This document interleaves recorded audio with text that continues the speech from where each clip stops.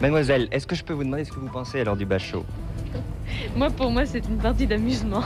Ah bon? Ah, moi, oui, toujours. Oui, mais vous voudriez qu'il soit supprimé ou non? Non, je pense pas. Parce qu'à ce moment-là, ça amènerait, je sais pas, de défaillance dans l'enseignement pour la suite.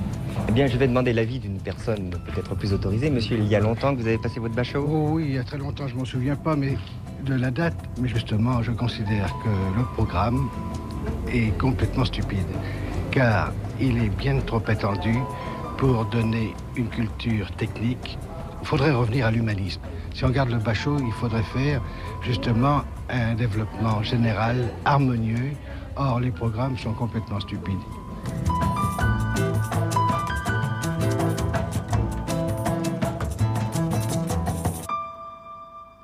Dans l'actualité des idées aujourd'hui, la réforme scolaire façon Jean-Michel Blanquer. De quoi s'agit-il au lycée?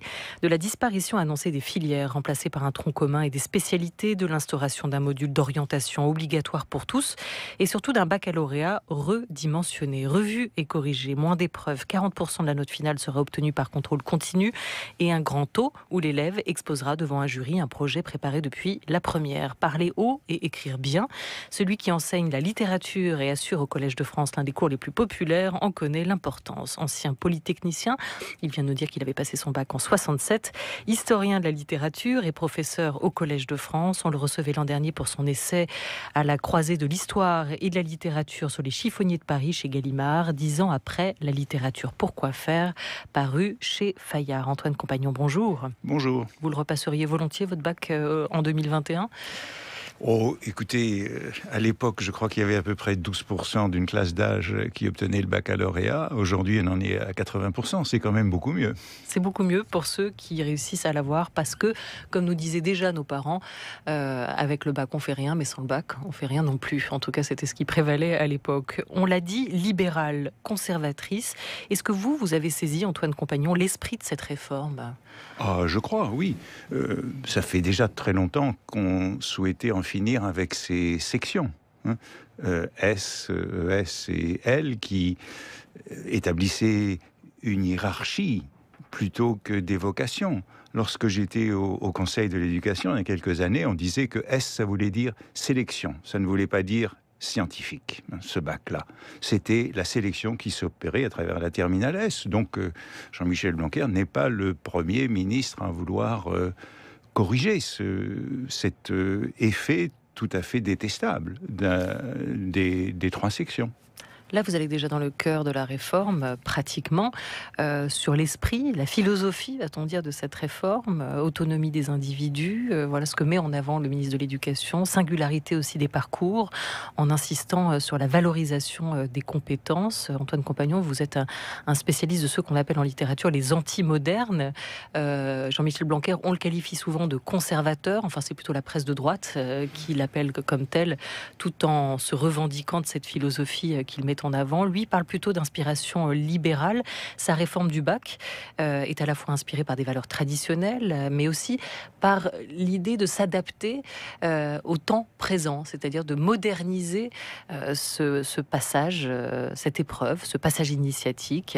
Est-ce que pour vous, Jean-Michel Blanquer est un anti-moderne, c'est-à-dire un moderne malgré lui? Une douzaine d'épreuves notées pour le bac. C'est quoi le changement alors concrètement? Vous diriez changement de conception? On passe de quoi à quoi?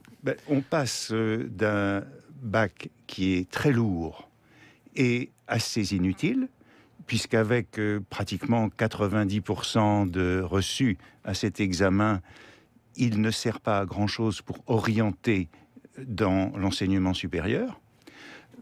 On peut espérer que, avec la nouvelle formule, en gros, il y a 4 épreuves qui sont le véritable examen. Et on sait bien que 4 épreuves, ça suffit. Le résultat de 4 épreuves, si elles sont bien menées, est à peu près identique au résultat d'une douzaine d'épreuves, obtenu avec une douzaine d'épreuves. Donc, on aura du coup la même hiérarchie des notes, si vous voulez. Et on peut espérer que l'orientation vers l'enseignement supérieur sera plus conforme aux possibilité de réussite dans l'enseignement supérieur. Puisque c'est ça la grande contradiction. On a 80% d'une classe d'âge au niveau du baccalauréat, 90% des candidats qui le réussissent, et puis un taux d'échec monumental 3 ans plus tard en licence. 60% d'échecs en licence, y compris ceux qui ont des mentions, puisque la moitié des bacheliers ont une mention. Eh bien, la mention ne leur garantit pas d'obtenir une licence 3 ans plus tard.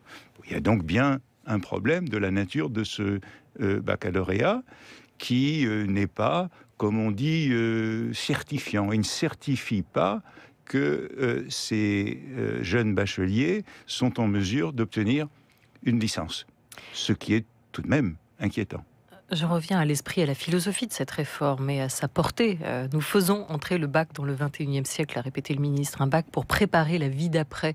Cette idée de valoriser des nouvelles compétences plutôt qu'ajouter ou retirer des disciplines, est-ce que c'est un changement de culture ? Est-ce que c'est une rupture pour vous ? Oui, c'est une vraie rupture. Ce n'est pas du tout négligeable. Ce qui est en train de se passer, ce n'est pas une petite réforme, puisque cette transformation du baccalauréat implique une transformation du lycée, donc des 3 années du lycée, essentiellement de la classe de première et de la classe de terminale. Et puis, cette réforme est faite en liaison avec la loi qui vient d'être votée la semaine dernière sur l'orientation et la réussite des étudiants à l'université. Donc on a une réforme qui concerne les années, comme on dit dans le jargon, bac-3, bac+3. C'est tout ça qu'il faut penser ensemble, et le bac est véritablement à la jonction de ces 2 réformes, celle du lycée et celle du premier cycle universitaire. Oui, c'est une réforme capitale. D'accord avec vous, le sociologue François Dubet, pour qui ce projet marque une rupture en plaçant l'efficacité du système scolaire avant la lutte contre les inégalités. C'est sa réserve qu'il exprimait notamment dans Libération. Cette réforme du bac qui cristallise l'attention est-elle aussi osée, est-elle aussi radicale qu'on le dit ? Jean-Michel Blanquer parle lui d'un baccalauréat égalité ou encore d'un baccalauréat réussite. Écoutons-le sur le plateau de France 2. Le point le plus important, c'est ce que vous avez dit quand vous avez fait la différence entre lycée de centre-ville et lycée de périphérie, entre un lycée qui serait plus favorisé et un lycée moins favorisé. Ce que permet cette réforme, c'est justement de proposer des choses plus originales dans les lycées qui ont besoin de se rendre plus attractifs. Donc non seulement on ne va pas avoir une inégalité en faveur de ceux qui sont déjà plus forts, mais on va au contraire compenser les inégalités entre lycées en créant parfois des doublettes attractives qu'on ne trouve pas dans un lycée de centre-ville, dans des endroits qui ont besoin d'attirer plus les élèves. Donc on aura plus de mixité sociale. Et puis, vu du point de vue de chaque élève, ce qui est important surtout, c'est la liberté que l'on vous crée, si vous voulez. C'est-à-dire qu'à la fin de la seconde, vous pouvez faire des choix de 3 spécialités. Ensuite, en terminale, vous en avez 2, mais vous pouvez changer de spécialité entre la première et la terminale. C'est un lycée qui prend les lycéens plus en responsabilité, qui fait qu'on propose aux lycéens de faire des choix qui leur plaisent. Sur le plateau de l'émission politique de France 2, il est arrivé avec des petits tableaux pour tenter de montrer à quoi ressemblera cette réforme dans les faits, ce tronc commun et cette question des doublettes. Vous avez à peu près vous avez les mêmes tableaux sous les yeux, Antoine Compagnon ?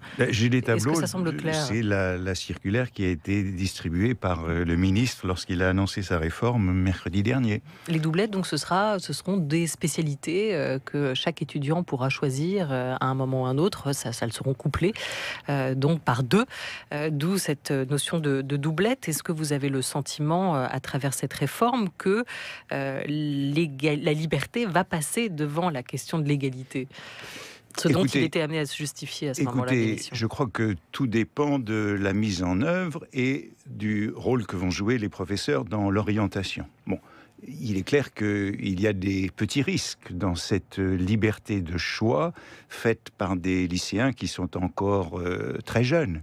Bon, c'est une sorte de menu. Ils vont choisir dans ce menu et puis certains seront tentés de ne choisir que des desserts. C'est toujours la même question lorsque... c'est quoi les desserts ? Comment ? C'est quoi les desserts ? Ça sera ce qui est le plus sucré. Hein. On aime le sucre. Donc, on pourra vouloir éviter un certain nombre de ces disciplines de spécialité qui seront plus exigeantes. Et par exemple, les mathématiques, pour ceux qui ne se croient pas assez bons en mathématiques. Alors moi, je défends la culture scientifique, même si je suis devenu littéraire, et je crois que tout le monde devrait faire un peu de mathématiques, y compris pour s'orienter ensuite vers des études plus littéraires. L'autre risque, c'est aussi que tous les établissements ne puissent pas présenter le même menu. C'est une question des moyens aussi dans l'offre qui va être présentée aux élèves. Oh, le menu est tout de même assez général, hein. Il y a de l'histoire, il y a des humanités, il y a des carrières et études plus tard.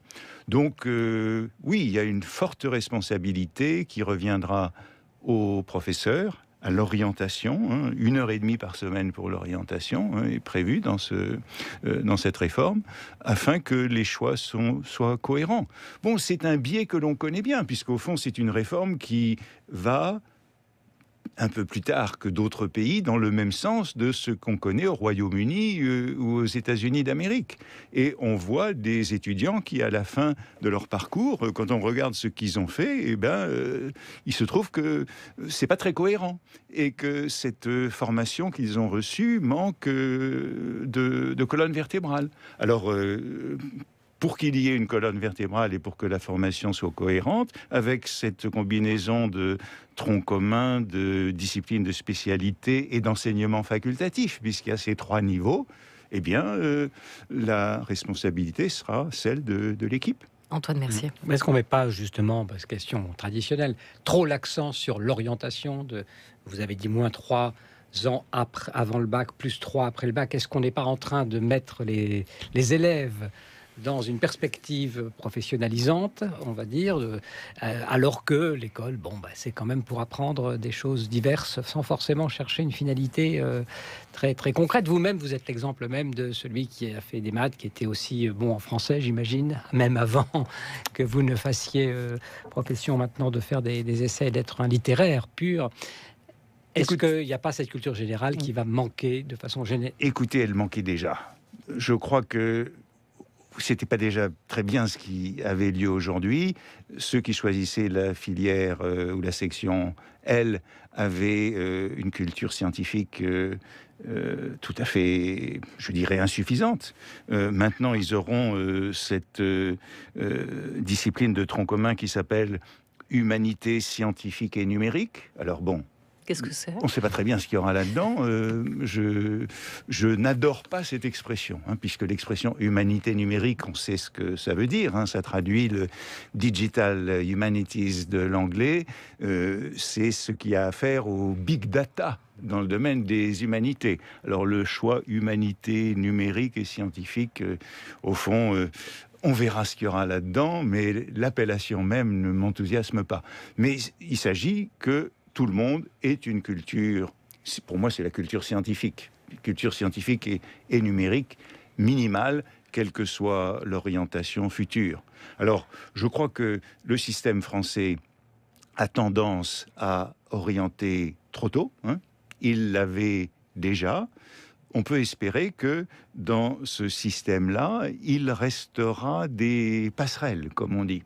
Et ça ne va pas s'aggraver, au contraire, vous pensez ? Cela pourrait s'aggraver, puisqu'il nous est dit, par exemple, qu'en terminale, l'élève devra choisir 2 disciplines de spécialité parmi les 3 disciplines de spécialité qu'il avait en première. Bon, il me semble que ce serait aussi l'occasion de corriger un certain nombre d'erreurs de tir et de pouvoir imaginer qu'on peut aussi s'apercevoir d'une erreur. Et la redresser à ce moment-là. Oui, il ne faut pas trop figer ses parcours. Bon, vous voyez, il faut naviguer à vue. Il ne faut pas trop figer ses parcours.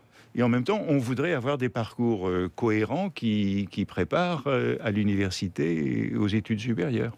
Aujourd'hui, nous sommes obnubilés par les filières et le système met les jeunes dans des cases. C'est ce que dit François Germinet, président de l'université Cergy-Pontoise, qui trouve plutôt intéressante cette idée d'une spécialisation progressive dès le lycée pour éviter ce que vous évoquiez ensuite. Interrogé par le magazine Sciences Humaines en dialogue avec Edgar Morin sur ses références intellectuelles en matière d'éducation, le ministre Jean-Michel Blanquer cite Platon et l'étonnement comme qualité première du philosophe et de l'enfant, qualité dont il faut savoir faire un usage pédagogique. Il cite Aristote aussi, car il est le premier à penser la liberté comme fin ultime de l'éducation. Et puis dans un second temps, Antoine Compagnon, Jean-Michel Blanquer cite Rabelais, Montaigne, à qui vous avez consacré l'un de vos étés, et Condorcet, qui soutient l'élévation de l'individu et de la société par la culture. Dans cette réforme, vous voyez quoi? Vous, plutôt, Antoine Compagnon, des traces de Montaigne, d'Aristote, de Platon, de Condorcet, ou un peu tout ça à la fois? Je vois d'abord la, rédemption de ce terme d'humanité, qui est là partout. On parle y compris des humanités scientifiques. Mais les humanités sont là, il y a un poids important qui leur est réservé, et je pense que cela vient du ministre lui-même, qui est juriste, mais qui a, qui appartient à une tradition qui donne du poids aux humanités. Je vois également qu'il y a aussi une épreuve dont nous n'avons pas encore parlé, c'est ce grand oral qui est un petit peu l'épreuve reine de ce baccalauréat nouveau, puisque c'est elle qui viendra en fin de parcours. En juin, les bacheliers n'auront plus que 2 épreuves, la philosophie et le grand oral, c'est-à-dire la rhétorique. Rhétorique et philosophie qui couronneront leurs études secondaires. Il faudra présenter un projet, je crois. C'est quand même pas uniquement une grande dissertation. Ça sera sur un projet. Travailler depuis la première. Sur un projet. Mais là aussi, il faut voir ce que l'on va y mettre réellement. Mais je pense qu'il n'est pas mauvais d'insister sur cet entraînement à la parole dans le secondaire, et de le rendre manifeste dans cette dernière épreuve du baccalauréat. On dit que c'est plus inégalitaire. Comment? L'oral est plus inégalitaire que l'écrit. Oui. Est-ce qu'il est véritablement plus inégalitaire? Vous savez, moi j'ai passé le bac en 67, comme vous le rappeliez. À cette époque-là, j'avais très très peur de parler. J'ai mis des années à oser parler en public. Maintenant, je le fais parce que je suis devenu professeur. Maintenant, vous magnétisez l'amphi du Collège de France. À l'époque, je peux vous dire qu'à l'oral, j'étais très très mauvais. Et en revanche, on connaît bien des jeunes qui viennent des quartiers, qui ont un maniement de la parole qui est beaucoup plus développé que des jeunes bourgeois. Il est évident qu'il faudra pas les pénaliser sur l'emploi d'un certain nombre de termes inadéquats dans la configuration d'un examen. Mais je crois que les professeurs sont parfaitement aptes de juger de ces facultés de parole qui, quels que soient les milieux sociaux d'origine. On vous sent plutôt séduit quand même par cette réforme, Antoine Compagnon. En tout cas, curieux de voir ce que ça peut produire. Il était temps que quelque chose change, dans tous les cas. Il y a quelques années, lorsque j'étais au Conseil de l'Éducation, il avait été question d'une réforme qui allait dans ce sens. À l'époque, Jean-Michel Blanquer était directeur général des écoles, et il était déjà question de supprimer ces 3 filières et d'introduire une certaine dose de spécialité, de discipline de spécialité et de choix. Alors, je vois bien quels sont les risques, et j'entends tous ceux qui nous disent que la formation sera moins cohérente, que il y a certains titulaires de disciplines, des sciences économiques et sociales, qui sont inquiets de perdre peut-être une demi-heure. Il y a une certaine inquiétude des enseignants de sciences de la vie et de la terre. Je crois que ce sont ces 2 inquiétudes-là que j'ai entendues, les sciences économiques et sociales, les sciences de la vie et de la terre, qui craignent de perdre une demi-heure ou 1 heure. Mais tout ça peut se rattraper, me semble-t-il, à travers les enseignements facultatifs, si on considère que, certains ont dit, il y a un peu trop d'humanité et pas assez de culture scientifique dans le tronc commun.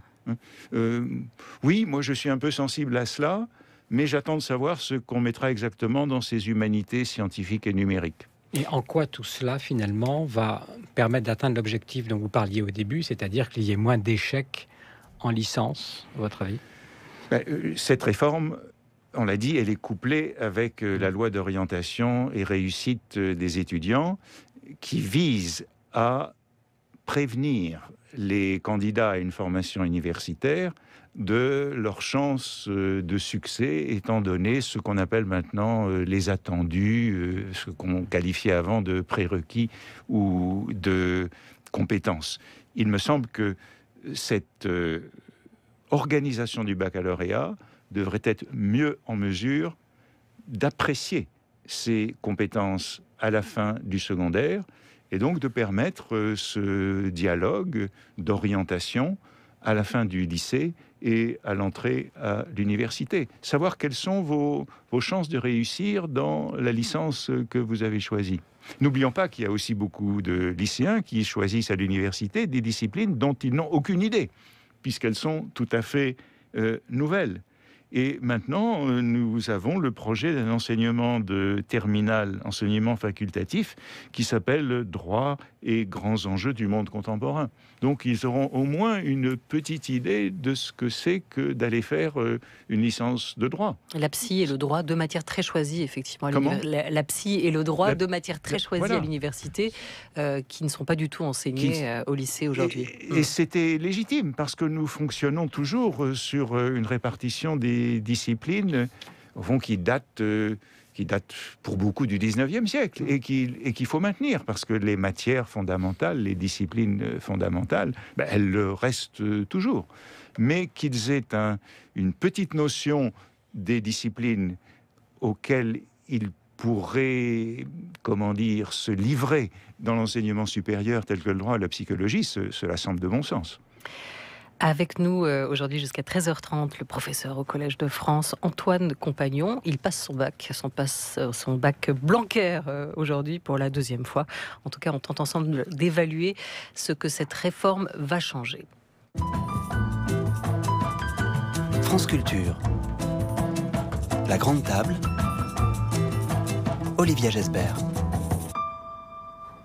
Le bac sanctionne la fin d'un cycle et ouvre le début d'un autre cycle aussi, vous l'évoquiez Antoine Compagnon. C'est un examen de sortie et en même temps aujourd'hui une sorte d'examen d'entrée dans le supérieur, même si il n'est pas perçu comme tel. Vous disiez d'ailleurs récemment que le bac n'était plus un critère utile pour entrer dans le supérieur. Jean-Michel Blanquer a confié en parallèle une mission de réflexion sur l'avenir du baccalauréat à une équipe conduite par Pierre Mathiot.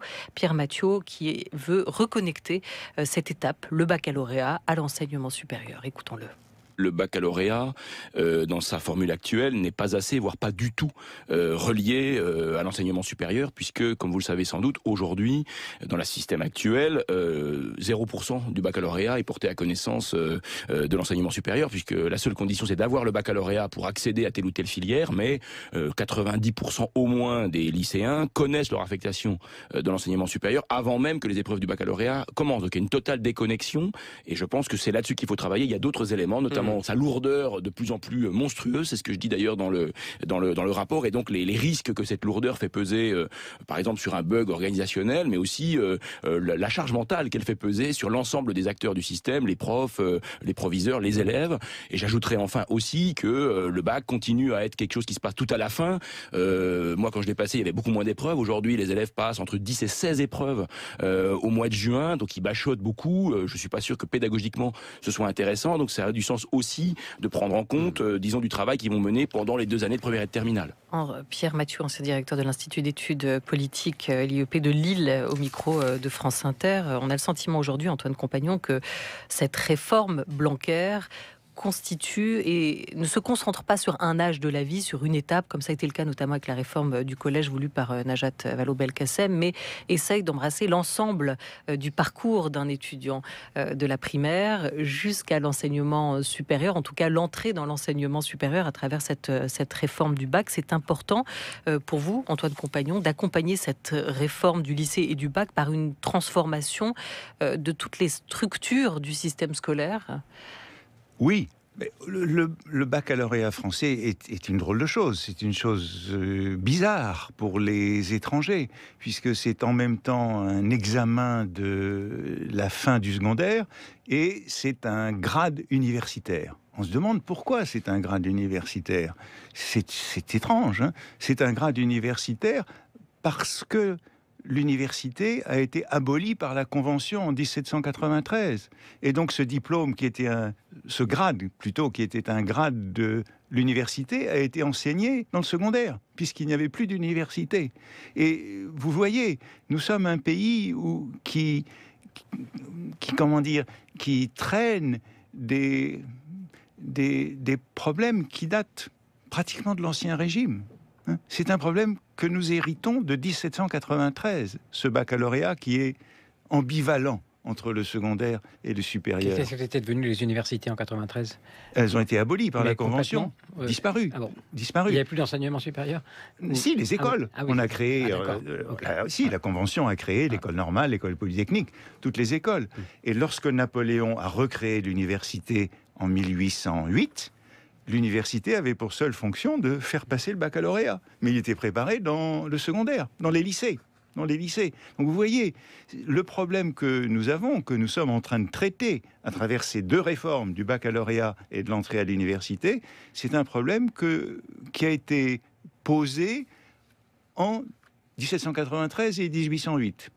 Et qui n'a pas, en gros, été dramatique pendant très longtemps, parce que le baccalauréat était malthusien. Lorsqu'il y avait une toute petite fraction d'une classe d'âge qui obtenait le baccalauréat, eh bien, la sélection se faisait, en gros, comme si c'était un concours. Comme si c'était un concours. Et le problème s'est posé à partir des années 1960, lorsque le secondaire et puis le supérieur ont été démocratisés. Donc oui, il faut revoir l'ensemble, et c'est pourquoi on a dit que c'est pas une petite réforme, c'est une réforme qui corrige des problèmes que l'enseignement français traîne depuis 1793 et 1808. Mais dans cette réforme, le bac va avoir valeur de quoi après cela ? Ce sera un grade, ce sera un diplôme, ce sera comment il va être restera, la définition reste la même, hein. C'est un diplôme du secondaire et c'est un grade du supérieur. Et ça, c'est véritablement une vache sacrée pour les Français. On n'est pas en train de corriger cela. Et dans la réforme de l'université, eh bien, le baccalauréat reste un grade universitaire pour des jeunes gens qui n'ont jamais mis les pieds à l'université. Mais vous voyez le drôle de problème que ça pose. Mais ça aura désormais un sens que les élèves, futurs étudiants, dans des grandes écoles, des classes préparatoires ou à l'université, soient désormais choisis, reçoivent leur orientation, connaissent leur orientation après le bac et plus avant, comme ça l'est aujourd'hui. Alors aujourd'hui, ce que faisait remarquer Pierre Mathiot, c'est qu'au fond, tout se joue avant le bac qui a lieu en juin. Et les élèves ont déjà choisi, les sélections se sont déjà faites lorsqu'ils sont candidats à des filières sélectives, et au fond le bac ne vient là que comme une confirmation. Si par malheur ils échouent, eh bien leur projet tombe à l'eau, mais tellement peu échouent aujourd'hui que c'est peu de choses. Aujourd'hui, nous allons avoir tout de même des épreuves qui sont plus répandus dans le temps, dans la durée, et qui seront donc en gros conformes à l'orientation et à la sélection qui se feront selon les filières. Il y aura quand même toujours autant d'élèves qui auront le bac, en proportion, j'imagine. Ça va pas baisser. Ça va pas diminuer. Ça va pas diminuer. Donc, la question se pose de savoir si ce n'est pas simplement une sélection qui va s'organiser à travers l'ensemble de ces bacheliers davantage, plus facilement, pour empêcher ceux qui ne peuvent pas accéder à l'université d'y accéder, finalement. Est-ce que c'est pas l'objectif de dire on est obligé de réduire et donc la sélection retrouve son sens à la fois pour le bac et pour l'entrée à la fac? Est-ce que le bac sera plus sélectif? Est-ce que l'université sera plus sélective après la réforme qui est en cours? Bon, il y a un problème qui est très simple. Aujourd'hui, en France, il y a 35% d'une classe d'âge qui a un diplôme de licence ou supérieur. Et il y a 80% d'une génération qui obtient le baccalauréat. Passer de 35% à 80%, ça ne peut pas se faire rapidement. Lorsque Jean-Pierre Chevènement a pris la décision de porter à 80% d'une classe d'âge la proportion des bacheliers, eh bien, on en était en gros à 35-40%. Ça a pris 30 ans.